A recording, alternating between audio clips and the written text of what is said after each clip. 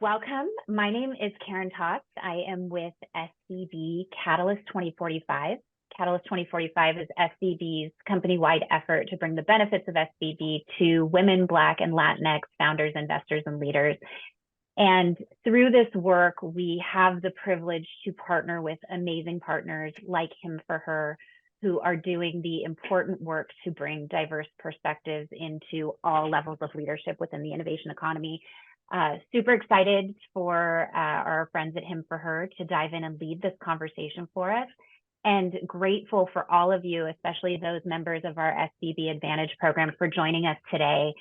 We hope that you find some really insightful nuggets and tactical key takeaways that will help you as you think about becoming a board member or finding a board member. I will pass it over to Jocelyn Mangan, who is the CEO and founder of Him for Her, who is going to lead us in a discussion. Jocelyn, if you want to get us started and go ahead and introduce our panelists, we'll get this show on the road. Yeah, so thanks everyone for being here. We're excited about the conversation today. As mentioned, I am Jocelyn Mangan. I'm super happy to be a partner with SVB. We run an organization that really is about elevating the voices in the most influential room in business, which is the boardroom. I'm joined by two super leaders today. I will introduce them by name. I'd love for them to just give couple of like a minute on your background, which it won't do it justice. And I'll start with Shirley Collado, and then we'll go to Garrett Smallwood. Okay. Hi, Shirley. Hi, Jocelyn. Great to be in this space with you and Garrett. Thank you all for tuning in and listening into this conversation. My name is Shirley Collado, and I have the privilege and honor of serving as the president and CEO of College Track, the most comprehensive college completion organization in the country. And I have been in public and private higher education for over 25 years, most recently as president of Ithaca College, and have served in a variety of boards. And I joined my first private company board as an independent director just a little over a year ago at StarRes, which is a great software company focusing on building residential communities for students all around the world. Great, thank you. And Garrett? Hi, Shirley. Hi, Jocelyn. I'm Garrett Smallwood. I'm the CEO and chairman of WAG. Hopefully everyone knows WAG, but if you don't, it is the #1 pet platform in the US. We help with things like dog walking, sitting, boarding, training, anything else your pet could need across 5,300 cities in all 50 states. There are more than 500,000 walkers on the WAG platform. It's pretty awesome.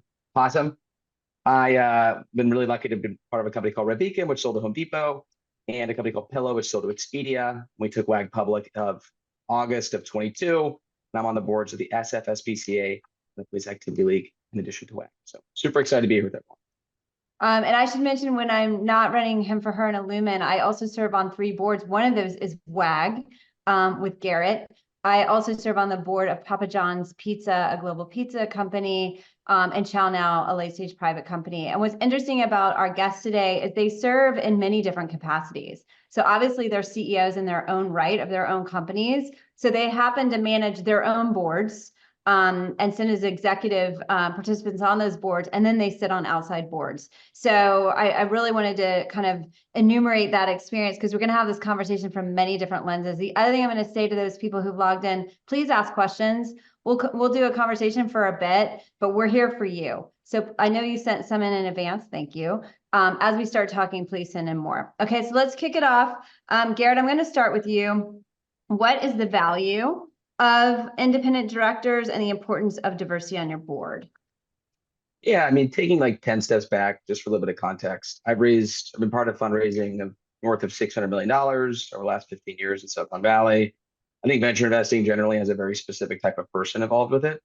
Someone who's generally focused on a very particular asset class with a very, very particular outcome and is very financially motivated. And I think independents, I think, bring a lot of unique perspective that maybe isn't just P&L oriented, regardless of kind of any other class of skill. But I think generally we've been really fortunate at WAG. We brought on 4 independents in less than 12 months before we went public, so about 36 months ago. And we really were focused on people that could just bring a unique lens and a unique superhero power to the board where we didn't have it. So I think it's just a function of kind of the environment of Silicon Valley.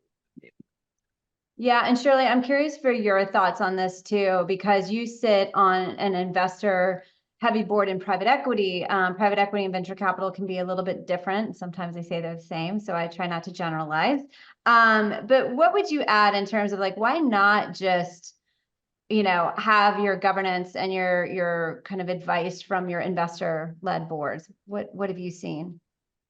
Well, I think it's important for the audience to know, when I was looking for an opportunity, I did not anticipate joining a private company, a software company, that was heavily dominated by investors, where I would be not only the first woman, first person of color, but the first independent, and with a lot of expertise on the product, and the sector and the market, not on software, not on other aspects of the business. So from that vantage point, I think one of the, and I feel this in that boardroom, which is really wonderful for me.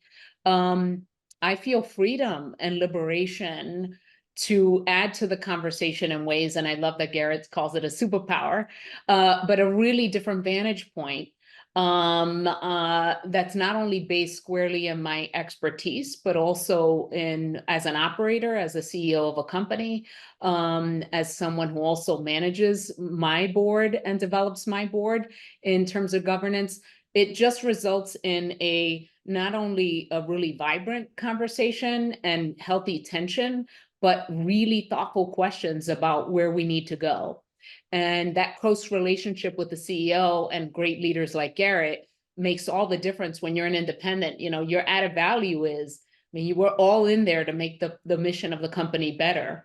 I think independents have a completely different vantage point and can dig in there. And it's really wonderful when the investors in the room see that value and have been very intentional about why you're in the room. So I try not to be shy about you know, what I could potentially do as I'm learning, and I'm learning a lot while I'm in the room as well. Yeah, that's great. I think there's a myth out there that I've seen debunked by data that the only time to add an independent is right before you go public. Now, Garrett, I know we did ring the bell together at NASDAQ, but as you think about like, how does a CEO decide or a board decide when it's time to add an independent? What have you seen there? We'll start with you, Garrett. Yeah, I think it's like totally up to the CEO, frankly. Like CEOs exist to create shareholder value, and they do it through a myriad of ways, you know, creating great products, delivering great experiences and everything else, but ultimately creating shareholder value. There's a time and a place in the journey to like bring on an independent. And I think it could be even like a Series A thing, it could be a Series D thing, it could be a free go public thing. For me personally, it was generally when we realized pretty quickly when we were having board meetings that we were having kind of similar discussion every time, the similar talking points. It just became very like not accretive. It was like not a beneficial conversation. I don't think there was clear outcomes that were, you know, beneficial to the company. And it made it very obvious we needed like additional points of view that maybe weren't biased in the same way. And so that could be at any different stage of the company. And I think the other thing it's a catalyst for CEOs is maybe like the kind of environment they're operating in. You know, if you're gov tech or prop tech or, you know, ed tech, I think like those things have different expertise. And I think it makes a lot of sense to bring on experts in the sector who are current operators. There's nothing more important to a CEO that I found than people who are operating currently, who like feel the pain, kind of know the journey you're on. And like most people don't have that. So that's kind of the two catalysts actually. Yeah, that's great. Shirley, when you came on to StarRez, how would you interpret that timing? Like what was the basis that you would say? Yeah, well, at that point, you know, the investors had been actively engaged for about a year. And what's really unique about StarRez is was founded by a family, and the CEO has been in the business, the son of the founder, for quite some time. And it was at this crossroads. It was at a major, major point of change and growth, and a family and a leader that was super excited about being in this intentional partnership. And I think the timing was calling for expertise in higher ed, in the market that they were looking at, and looking at the potential for adjacent products that we hadn't actually realized yet. So although I wasn't in a company that was about to go public, I was in a company that was really reimagining itself and how it would do business.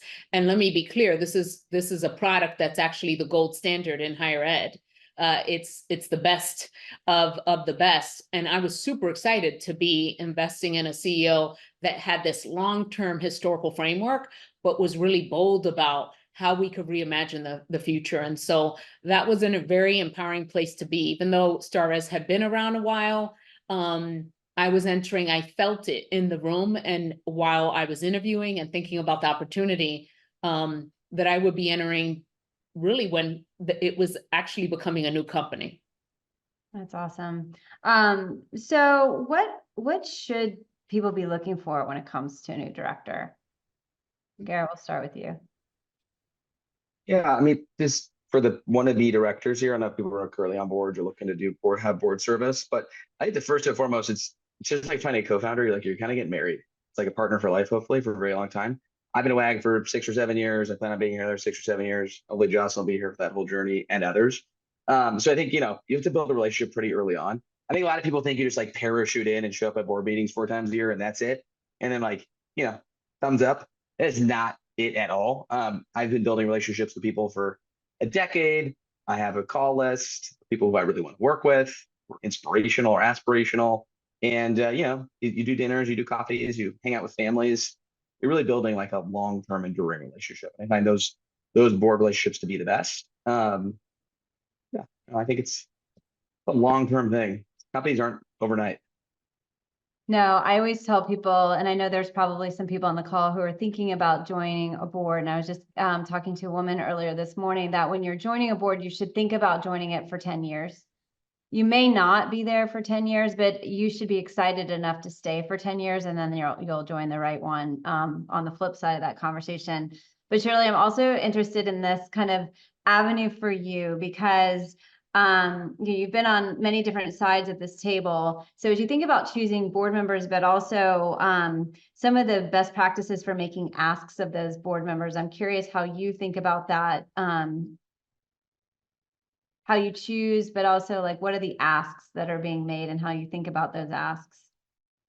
Yeah, so from the CEO seat, I think one of the things that has been, and I've seen this, with other CEOs serving on their boards and seeing it done well. It's a real, as Garrett said, it's a marriage. It's cultivation of a relationship over time.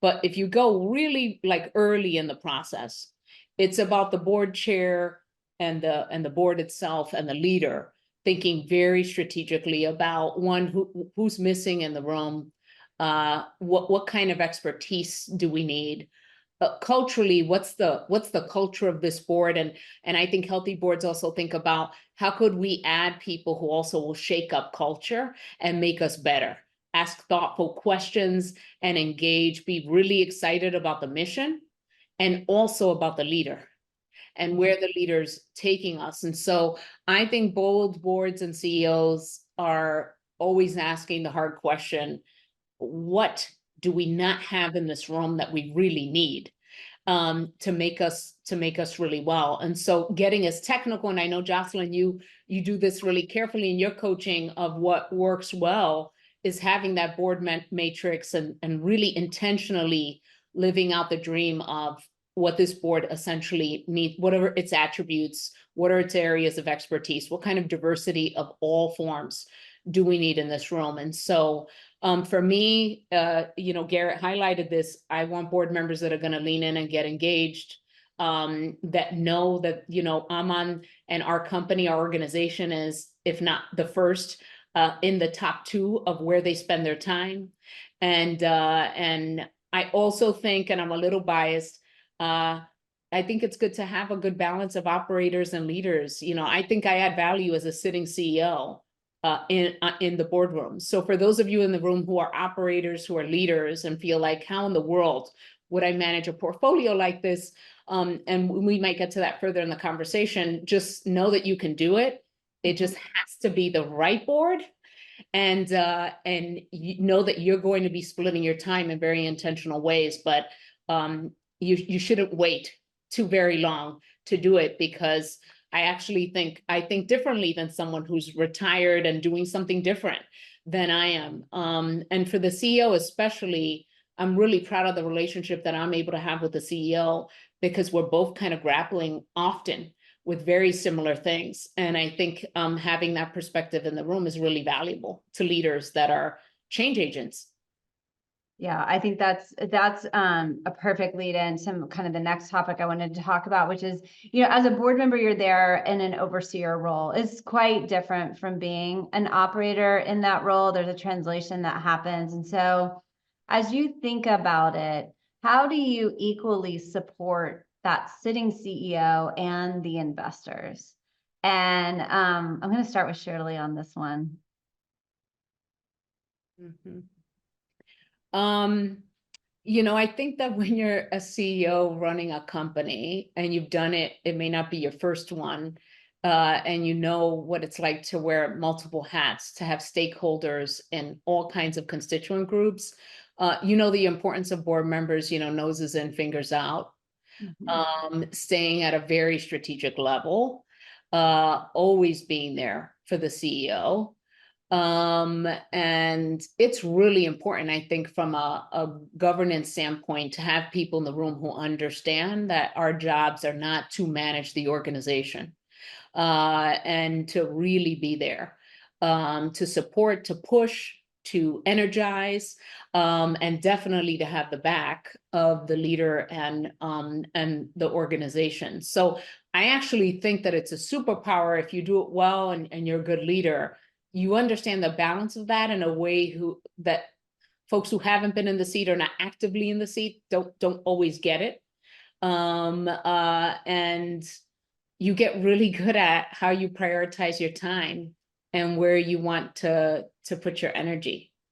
And you understand the importance of deeply understanding the product, if you will, the service, the mission of the organization. You have to live and breathe it as a leader and also as a board member.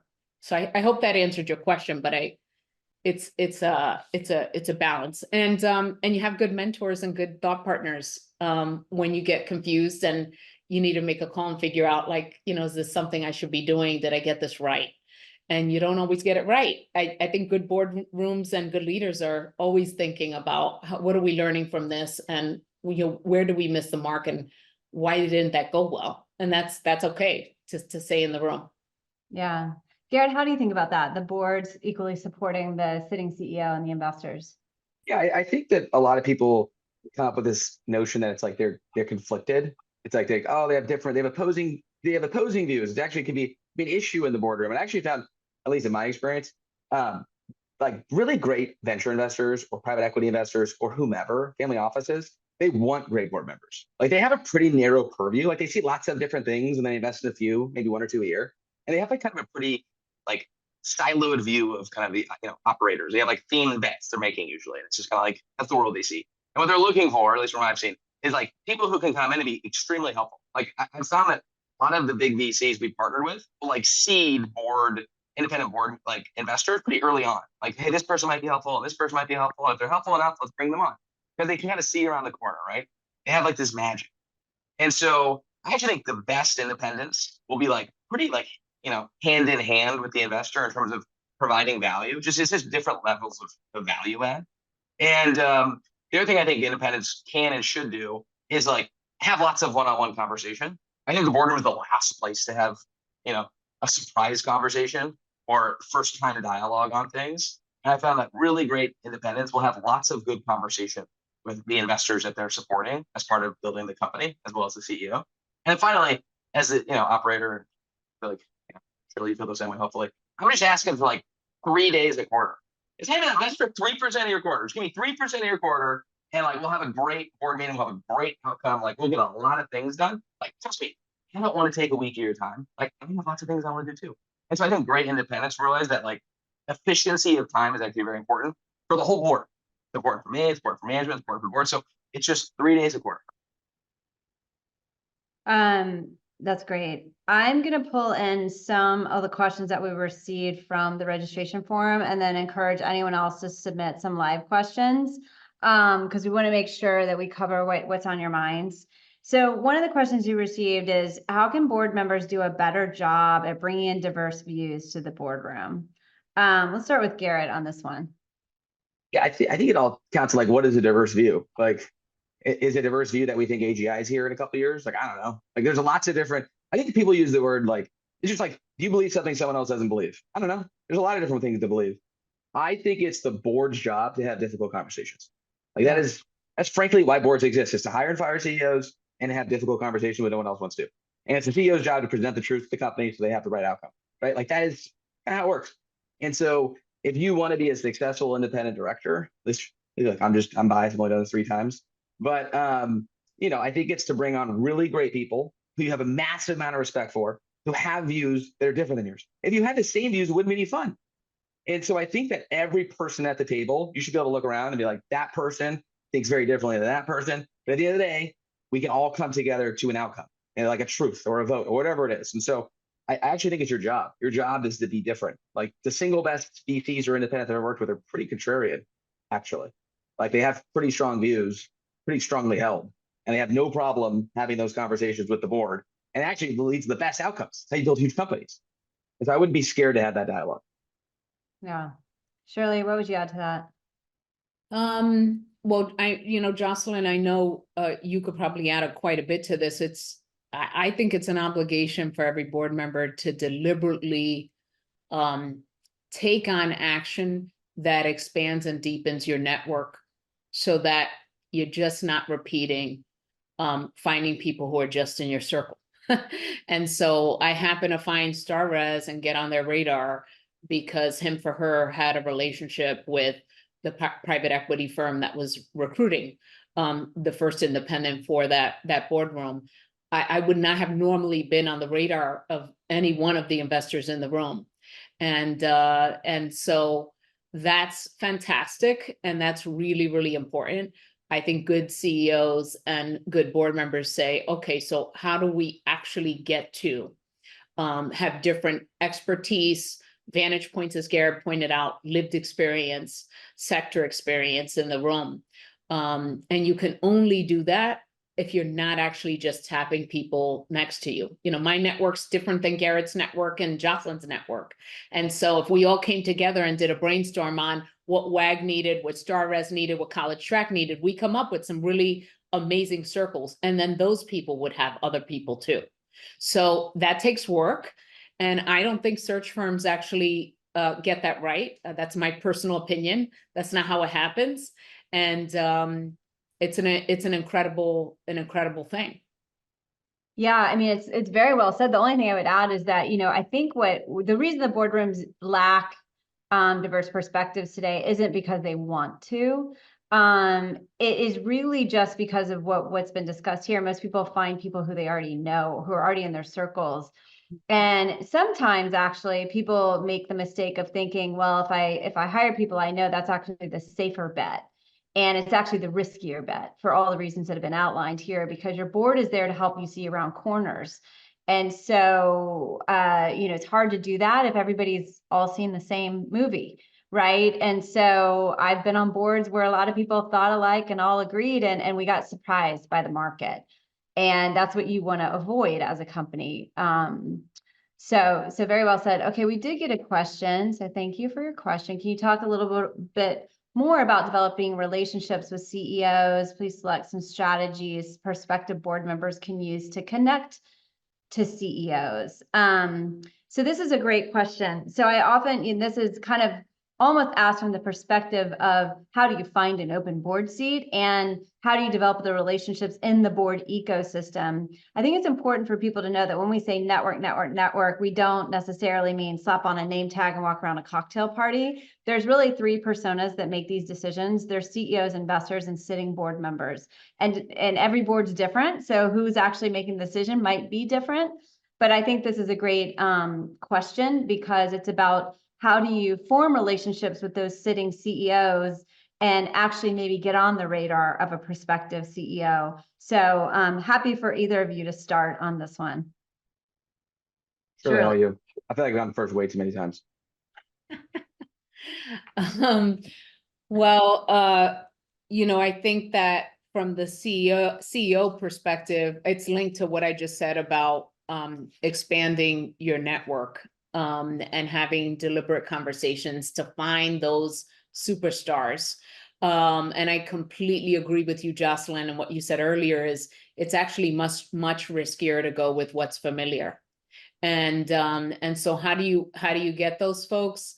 You talk to really, amazing CEOs who know other amazing CEOs, and use partners like him for her to really also find those emerging leaders that are going to be pretty remarkable early on, especially if you're looking for a long-term leader in the boardroom.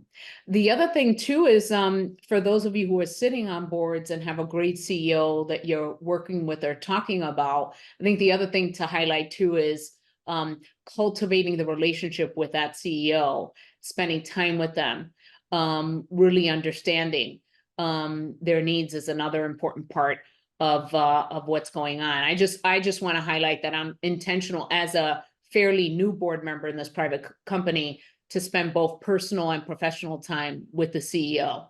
And that's really expanded my learning, not only of the business, but also around the needs and where we're going. So that cultivation of the relationships, not just on the recruitment and when you get in the room, it's also really carries on beyond the entry point into the boardroom.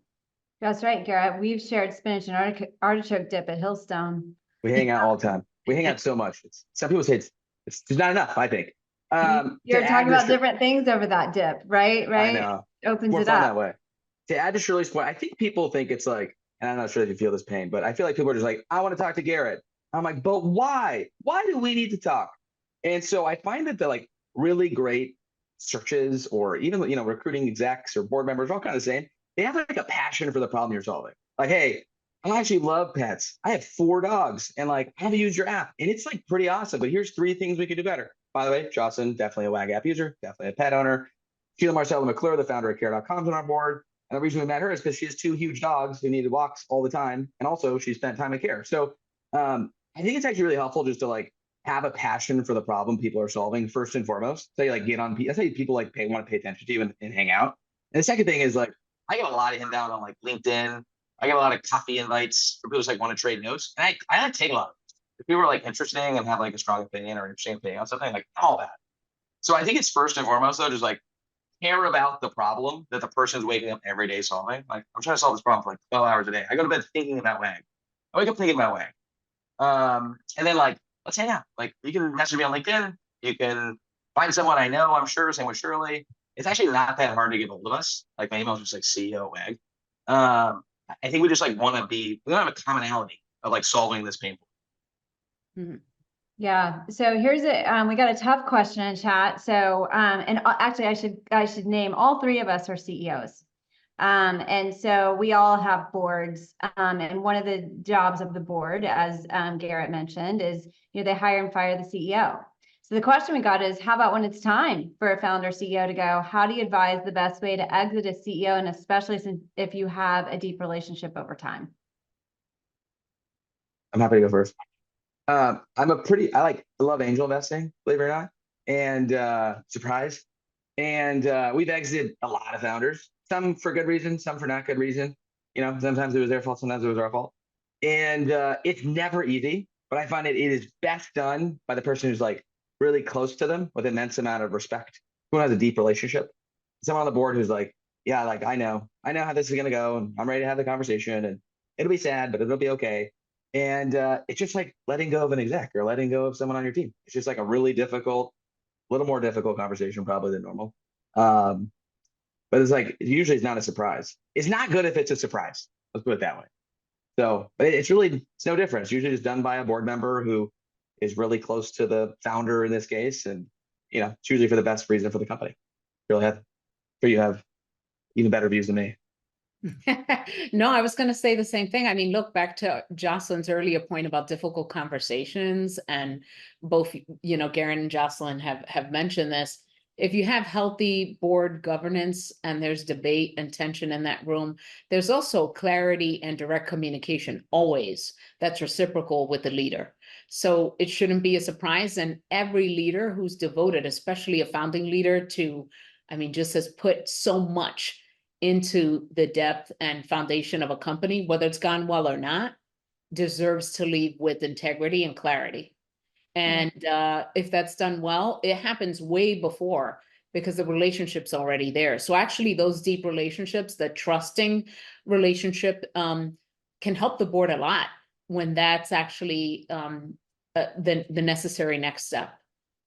Yeah, and one thing I've seen that's very powerful in boardrooms is actually just to ask the question. You know, one of the things that is a quality of a great board member is asking thoughtful questions. And I've heard it asked in boardrooms I've been in, do we have the right CEO right now? Just asking that question is very powerful. And, you know, I've often heard it answered yes more times than no, but just the kind of governance of asking it and making sure, because then if the answer is yes, it's just full support behind the CEO. And if the answer is I don't know, then it opens up a different set of conversations about how do we get to the answer, right? And then if the answer is no, you know, I think we've gotten a lot of good guidance here on what the next steps are. But, you know, the job is really to provoke the tough questions that inspire the right conversation at the right time. So great question. Thank you for that. Sorry, Jocelyn, I'd even add to that, like, as you get bigger, it happens pretty frequently. Like, I don't want to say that Jocelyn every board meeting is asking if I'm doing a good job, but I do think it's like their fiduciary responsibility to make sure that we have the right person at the right time to maximize shareholder value. Right? Like that is, and like if I'm not aware of my faults, like that's a big issue. And so, and there's lots of ways to resolve concerns by the board post meeting, right? Like lots of ways to make people feel better. But like that's a pretty frequent, as you get bigger and you get more notoriety, it actually becomes like a pretty frequent topic of discussion. Are we in the right place with the right CEO? Yeah, and I'd even argue if you're a self-aware CEO, I mean, I kind of treat every board meeting, if the closed session ends in a phone call of constructive criticism versus you're not there, like you almost get rehired every board meeting as a self-aware CEO, right? It's not a guaranteed job. And then, you know, if you're sitting in the CEO seat, pick board members who you would, if the call comes, you admire right? So it's kind of what you were saying, Garrett, but if, you know, from that's the most important part. Like, do you respect the person giving you a call down the board meeting and be like, by the way, we're legitimately concerned about these two things. And you're like, oh, like, how do we make it better together? That's when you're winning. That's right. That's right. Okay, this one also came in from the registration form. How can board candidates do a better job of selling their diverse perspective as they seek board positions? Sure, I'm happy to go first. Sure. I think, you know, I don't know how many people are operators here, but I think a lot of operators get this mentality of like, but just look at me. Like, I'm so great. Like I'm like, look at all these accomplishments I have. And it could be college, it could be your career growth, it could be your general life, it could be your celebrity. I don't know. But I think people are getting this kind of mentality when you've kind of made it. They're like, yeah, but just look at all this stuff I did.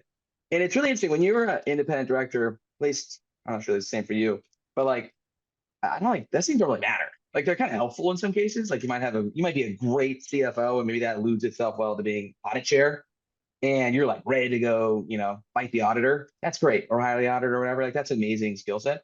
But actually like we are all looking for a very unique perspective, a perspective that is like helpful and different and like not what I'm used to hearing and like will help form a better business decision.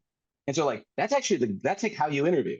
You interview first of like, you know, is this person, and am I able to have dinner with this person? Or if I'm stuck in the airport, can I get a beer with them? Or if you don't drink, that's okay. And then it's like, you know, what is it that you have that I don't, or someone else doesn't have? Like, how are you going to show up? And so I actually think that's like the most important part of the interview, or the most important part of the relationship building. Like, what is the difference? Yeah. Shirley, what would you add to that? No, I love that. I completely agree on so many levels with Garrett. I think of how's this person going to help me be a better leader? What can I learn from this individual? What can other board members learn from this individual? And yes, we do want to break bread and hang out. Can this be someone that I can connect to?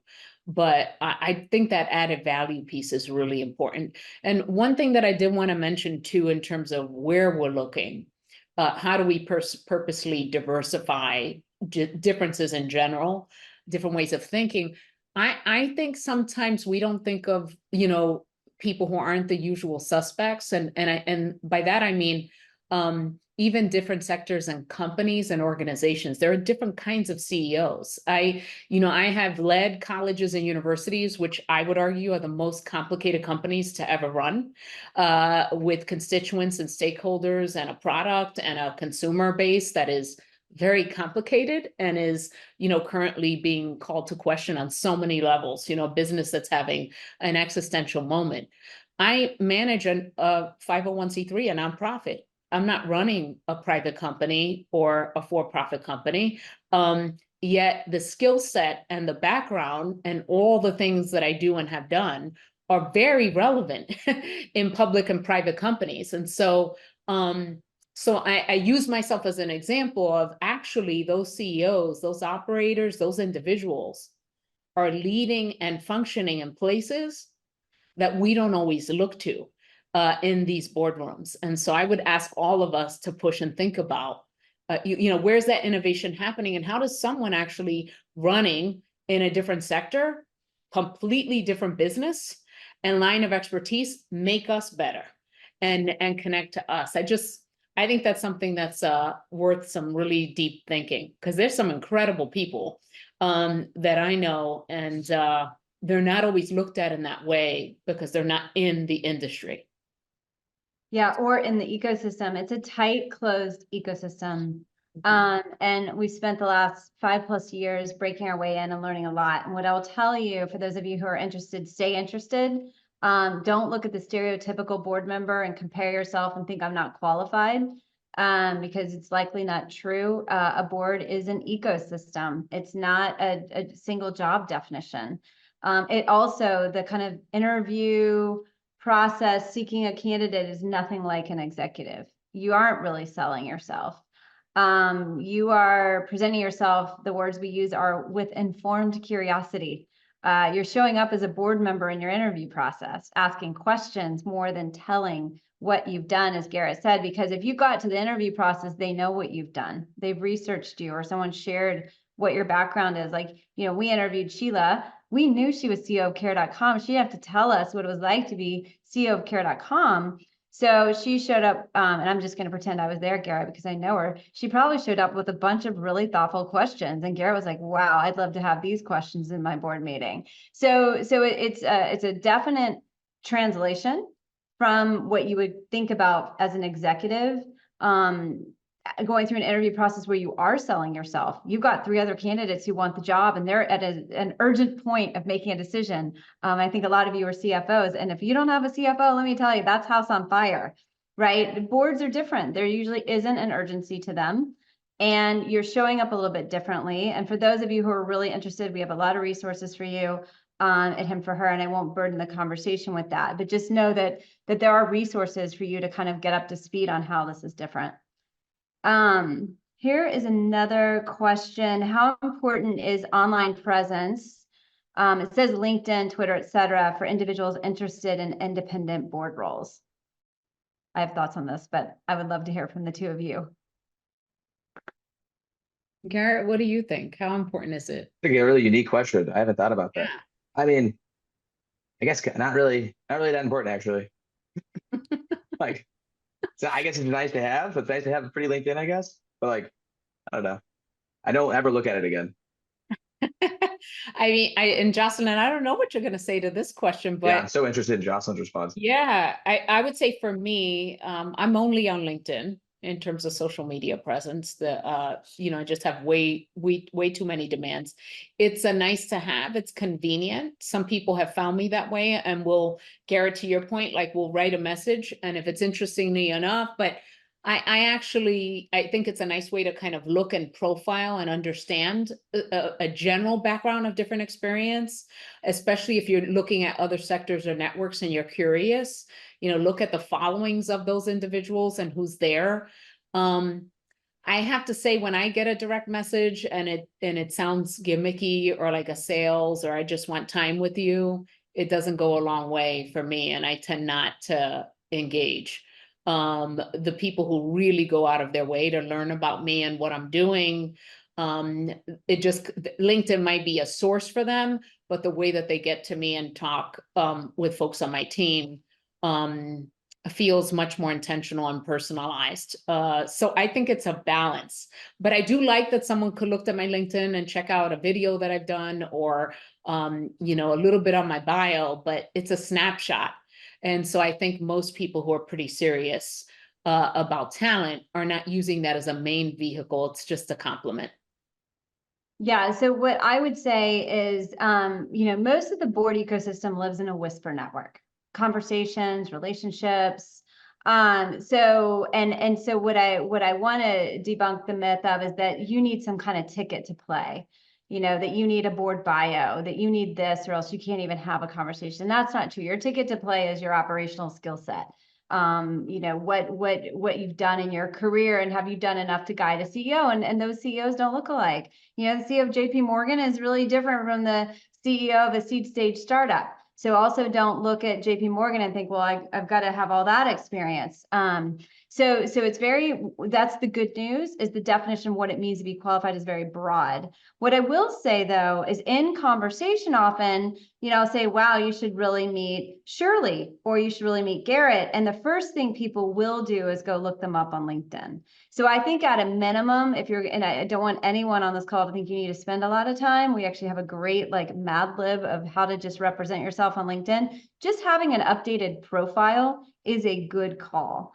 But you know, going and fixating on, well, I don't write articles, or you know, that actually isn't, as Garrett said, usually what anyone really cares about. But if someone mentions your name, then they're going to likely go to LinkedIn to look you up. So, you know, we work often with executives who've been inside a company for 25, 30 years, and they've never thought about updating their profile. I mean, who wants to wake up and update your resume? No one ever. So, you know, I think just going through that little exercise is good. Here's a follow-on question to that. Emily, I asked in the wrong order, so sorry about that. But what is your advice for execs looking to connect with independent board members outside their networks? Great question. Obviously, I have some answers on this one too, but I'm going to let you guys. What do you think, Jocelyn? I'm curious. Well, so, you know, we had asked ourselves this question, right? It's great if we can build a network of talent, but it doesn't work if you don't build a network of opportunities, meaning board opportunities. And what we found is a bulk of board opportunities live inside investment firms. So, you know, many of you on this call are connected to companies, and those companies are connected to investment firms. And the good thing about that is that's a network in and of itself.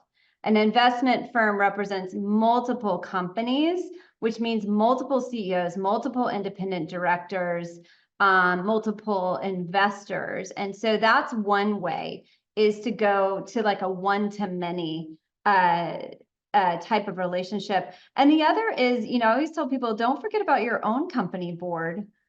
Many people sitting on your own company board are also sitting on other boards. And that holds true not just for the company you're working at today operationally, but if you're sitting on a nonprofit board, I always say, well, look around, who else is on that nonprofit board with you, and what companies are they attached to? So I think if you know, and we did a session on this over the holidays. I mean, think about your family members, think about the people, you know, that you might spend a weekend with next to on the soccer field. Are any of these people a CEO, an investor, or a board member? Because they're in the ecosystem. And so I think that's really what this question is about, is kind of how do I get in that ecosystem? And it's really about warm connectivity into those personas who are already in it. Do you want to add anything, Garrett or Shirley? No, your answer was so good. I have nothing to say. Sorry, this is like where we spend a lot of our time. So the host didn't mean to answer the host question. But I would say also, like, it's we like when we ran our process, Jocelyn, I talked to like 470 people. Like the list is it's crazy. Like you talk to a lot of, it's like a lot of work. And so you actually try to go pretty broad pretty early on, because you just like want to meet everyone. You want to talk to lots of really cool people. By the way, also great networking opportunity to go just like meet cool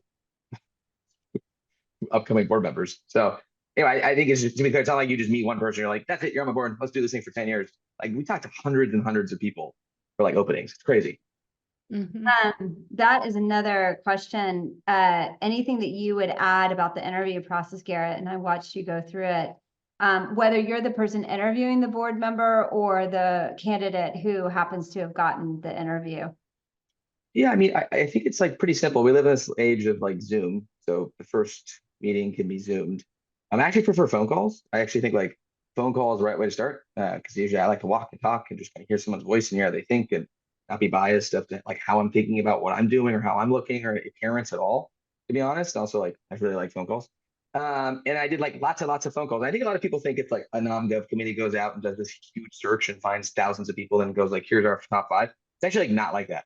Really great, efficient boards bring like a collective group of people. They're like, this person could be really good. This person could be really good. But like everyone's recruiting all the time. Just like at a company, like you're all recruiting all the time.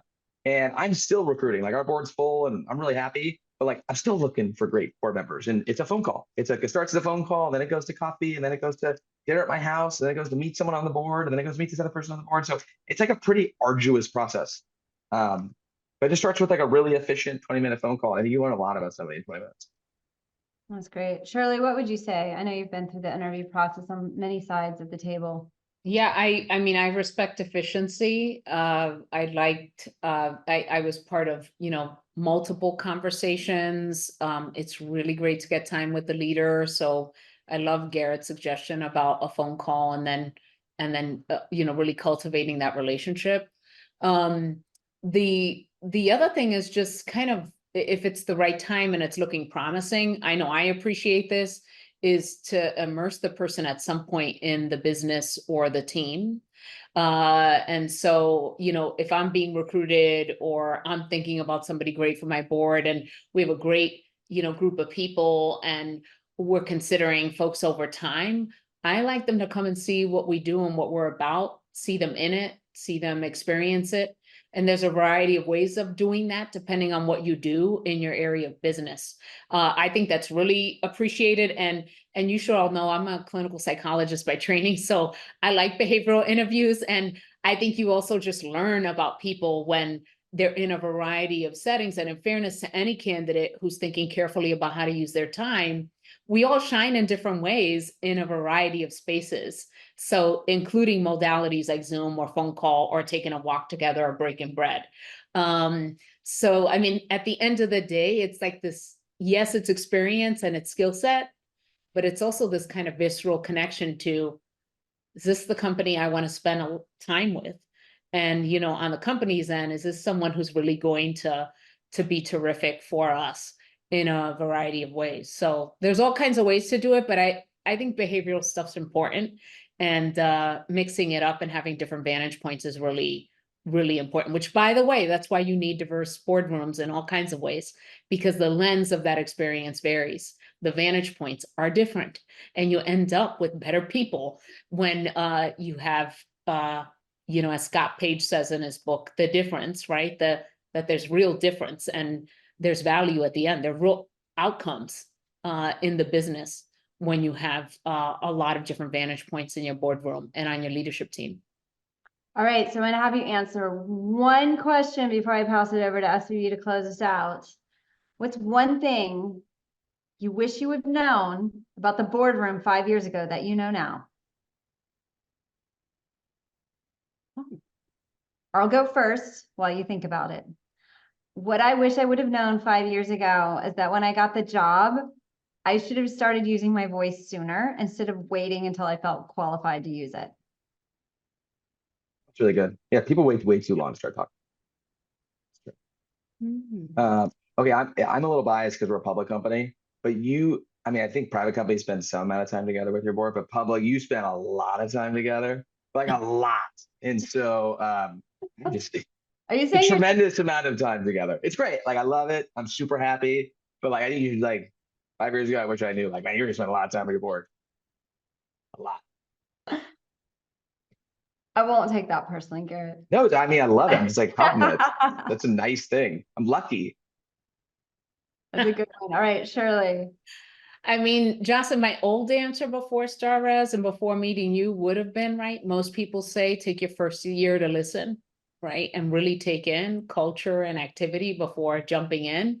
But thanks to Jocelyn and some great people in my life, you know, I jumped in right away, and my board was encouraging me to do so. And the CEO was encouraging me to do so. So I felt very empowered. I think the one thing when you're a sitting CEO is thinking carefully about how to make your time as deep and efficient and meaningful as possible, while, you know, tending to your company and all the needs that you're doing, and also being an active board member, especially if you're traveling for, which I do actively for but we meet in person. And I spend time also, I do offsites, you know, that will not be in the board cycle, but will go spend time with the management team if I happen to be at headquarters or at one of the other offices, which is great, which I highly recommend. And I just work that into what I'm already doing with College Track, but really around time management and thinking carefully about where does my energy source need to sit. And I have a much fuller picture of that now than I did, you know, when I was first starting and sitting on other boards, by the way, other nonprofit boards, just really balancing that out. That's great. Well, I want to thank you both. You're both incredible. I am fortunate to have you in my circles. Thanks for sharing your time and your wisdom. And so Karen, I'll pass it back to you. Wonderful. Thank you so much, Jocelyn, Garrett, Shirley, for such a robust conversation. The key theme that I heard today, I mean, there were so many great nuggets, but intentionality from companies seeking independent board directors to really think about what you don't have in your boardroom and go out and actively seek it. And then for individuals looking for independent board roles, the intentionality with which you need to network and put yourselves in the line of sight for those opportunities. I think Him for Her has been such a great partner because they approach everything they do with such intentionality and are really focused on facilitating meaningful connections between board seekers and board and companies looking for board members. And so we are so grateful to be partnered with Him for Her. For anyone that is in the SVB client community, we would love to facilitate a connection between you and Him for Her to think about how you can infuse diverse perspectives into your own boardroom. We will be following up with some resources after the call. Would be, again, happy to facilitate any introductions for you, and wish you all the best of luck in your board searches. And I will close out just with a final thank you again to our speakers and our panelists, and then last but not least to all of you who are in attendance, who had patience with us with a bit of our technical difficulty at the top of the call.